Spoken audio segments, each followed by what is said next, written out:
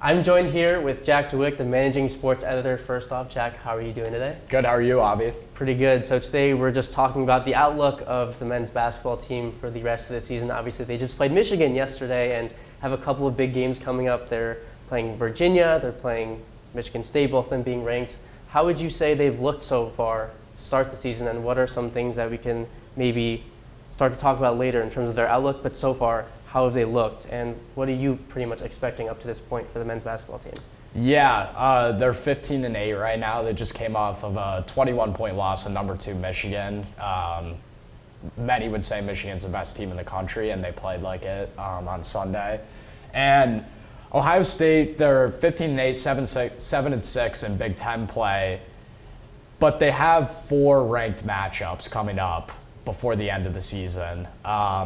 And most people say they have to hit 19 to 20 wins to get to the March Madness this year. BartTorvik.com has them at a 55% chance to make the tournament.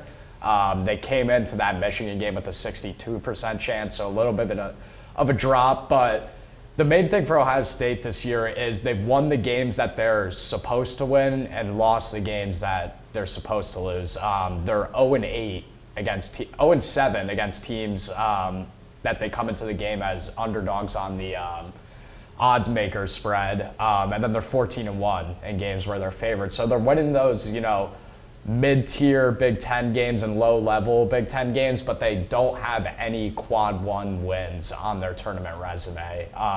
But they have a chance coming up. You said Virginia. That's coming up on Saturday on Valentine's Day in Nashville. They play at Michigan State. They have Purdue at home. They play at Iowa. There's a lot of opportunities for them to pick up that signature win, but right now they are, according to a lot of bracketologists, first 4 teams out side of the bracket. So, in terms of the actual players themselves, who do you think has been stepping up as of late, and who might need to step up from your perspective and from what you've seen in order to propel themselves and make the tournament? Yeah, I think recently they've had some games where a lot of guys come together and play cohesively, like their game against Maryland last week. They had multiple guys score over 15 points, and it was kind of an all-around team effort. But I think against some of these good teams, like Michigan, Wisconsin, we've kind of seen the big 3 of Ohio State's nucleus, and Devin Royal, John Mobley Jr., and Bruce Thornton. They haven't really played well together in a game. It's kind of Bruce will play well or Devin will play well, and then the other 2 won't. And it's kind of, they haven't had a game where it all really clicks together, I would say, since the UCLA game, when Devin Royal, Bruce, and John Mobley all had 20-plus points. It hasn't really clicked for them so far. John Mobley only scored 4 points on Sunday against Michigan, 1 for 9 from the field. Bruce Thornton, I don't think, has had 20 points in over nearly a month. So I think Thornton needs to be more aggressive with the ball. He needs to shoot more. It's his team. He's a senior. He's the leader on this team. I think, he'll get 2 feet in the paint, kick out when he can. I think he should just be taking more shots and kind of taking the team over. But one guy that's really stepped up is Tayson Chapman off the bench. They hadn't really had any bench scoring production before his kind of come up in the last 4 games. He's averaging about 12 points per game in the last 4 games. And I would expect him to continue to rise and give them some of that scoring aspect off the bench. Yeah. And what do you think this team needs to do? I mean, first off, against Michigan, they were heavily outplayed, not just in a sense that the final score was what it was, but at the same time they weren't getting those defensive rebounds and they weren't looking like a team. So what is something that you think Jake Diebler has to tell a squad going forward, like, okay, we just lost to the number 2 team in the country, which you said arguably is the number 1 team in the country. What do they need to do going forward? Yeah, I think Michigan's kind of an odd case.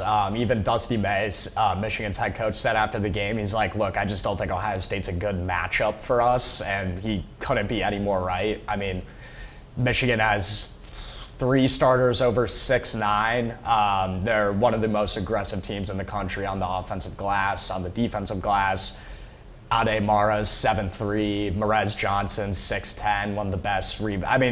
Ohio State's a team that can get out physical pretty handily if a team is bigger than them, which I think is an issue when you see some of these teams like Purdue coming up. But I think Ohio State just needs to stick to their brand, which is, a lot of people have been criticizing their defense, but they've had good defensive performances in the past few weeks, like against Maryland. Even that first game against Michigan, they held them to their fourth least scoring points all season. So I think if they just play their brand of basketball, which is high scoring, they space the floor, play fast, get the ball into their guards' hands, and then have Christoph Tilley, who had 10 points against Michigan yesterday, kind of facilitating and going to the rim. I think they can pick up a few of these wins going into the later season. Yeah. Lastly, let's talk about the Big Ten tournament coming up. How important do you think that is for Ohio State? Obviously, whoever wins the Big Ten tournament gets an automatic bid, but at this point, what does Ohio State have to do to wrap up conference and pretty much round out their season going into the Big Ten tournament? What do they need to do going forward? It's hard to say what they need in the Big Ten tournament until the regular season finishes. By all likelihood, they will probably need to win at least one game in the Big Ten tournament to kind of solidify their NCAA tournament resume.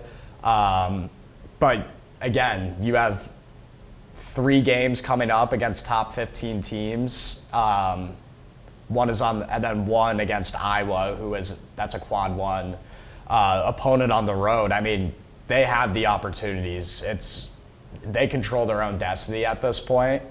But it's a really tough schedule, and that's the reality of it. And the end of the season wasn't kind to Jake Diebler and his team last year in his first year. They have confidence going forward that they can kind of right the ship, turn it around, and that will kind of depend on where the Big Ten tournament comes into factor, because they might need to win 2 or 3 games to get in. You never know. So just got to wait to see how the regular season plays out, see if they can pick up that signature win. All right. Well, thank you, Jack, for joining me, and thank you for tuning in to episode number 4 of Let's Talk Sports with Avi. We will see you next time. Thanks for watching.